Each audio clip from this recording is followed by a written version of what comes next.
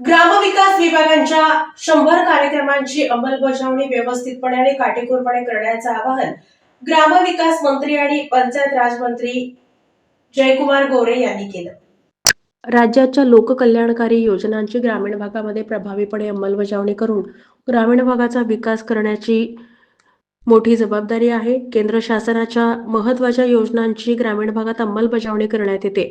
मुख्यमंत्र्यांनी जाहीर केलेल्या 100 दिवसांच्या विशेष कार्यक्रमात समाविष्ट करण्यात आलेल्या ग्रामविकास विभागांच्या योजनांची आणि कृती कार्यक्रमाची अधिकारी आणि कर्मचाऱ्यांनी लोकप्रतिनिधींच्या सहकार्यानं आणि प्रभावीपणे अंमलबजावणी करावी आणि ग्रामीण भागातील लोकांचं जीवन सुकर करावं, असे निर्देश ग्रामविकास पंचायत राज मंत्री जयकुमार गोरे यांनी दिले।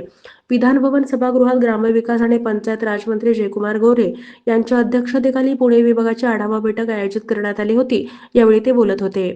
ग्रामविकास पंचायत राज विभागाचे प्रधान सचिव एकनाथ डवले, विभागीय आयुक्त डॉ. चंद्रकांत फुलकुंडवार, अप्पर आयुक्त कविता द्विवेदी, पुणे जिल्हा परिषदेचे सीईओ गजानन पाटील, साताराचे याचने नागराजन, सांगलीचे तृप्ती गोडमिसे, कोल्हापूरचे एस कार्तिकेयन, यशदाचे उपमहासंचालक मल्लीनाथ कलशेट्टी, राज्य व्यवस्थापन कक्ष ग्रामीण गृहनिर्माण प्रकल्प डॉ. राजाराम दिघे, महाराष्ट्र ग्रामीण जीवनोन्नती अभियानाचे मुख्य कार्यकारी अधिकारी निलेश सागर, राष्ट्रीय ग्राम स्वराज अभियान संचालक सुभाष इंगळे, पैसा योजना राज्याचे संचालक शेखर सावंत, सचिव कवठेकर, ग्रामविकास विभागाचे उपसचिव सुभाष इंगळे, उपायुक्त विजय मुळीक उपस्थित होते। यावेळी मंत्री गोरे म्हणाले की ग्रामविकास विभाग राज्य शासनाचे ग्रामीण विकासाची यंत्रणा आहे।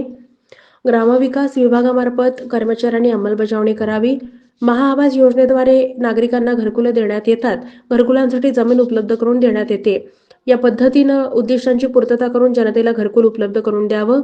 राष्ट्रीय ग्रामस्वराज्य योजना, तीर्थक्षेत्र विकास कार्यक्रमासोबतच पर्यटन विकास, आपलं सरकार सेवा केंद्र योजनेसह विविध योजनांच्या उद्दिष्टपूर्तीसाठी सूक्ष्म नियोजन करावं, असं त्यांनी सांगितलं। जिल्हा परिषद अधिकारी आणि कर्मचाऱ्यांच्या सेवाविषयक, आस्थापनाविषयक कामकाजाचा वैद्यकीय खर्च प्रतिपूर्ती, सेवानिवृत्तीनंतरचे लाभ आणि प्रलंबित चौकशी याचा आढावा यावेळी घेण्यात आला। कर्मचाऱ्यांची सेवाविषयक प्रकरणं अडवून ठेवण्याच्या कार्यपद्धतीची मंत्री गोरे यांनी गंभीर दखल घेतली आणि यावर तातडीने निर्णय घ्यावा, असे निर्देशही त्यांनी दिले। 100 दिवस कृती कार्यक्रमातील योजनांची अंमलबजावणी आणि त्याचा आढावा आगामी काळात घेण्यात येणार असून आवश्यकतेनुसार नियमांमध्ये सुधारणा करण्याचा निर्णय घेण्यात येईल, असंही त्यांनी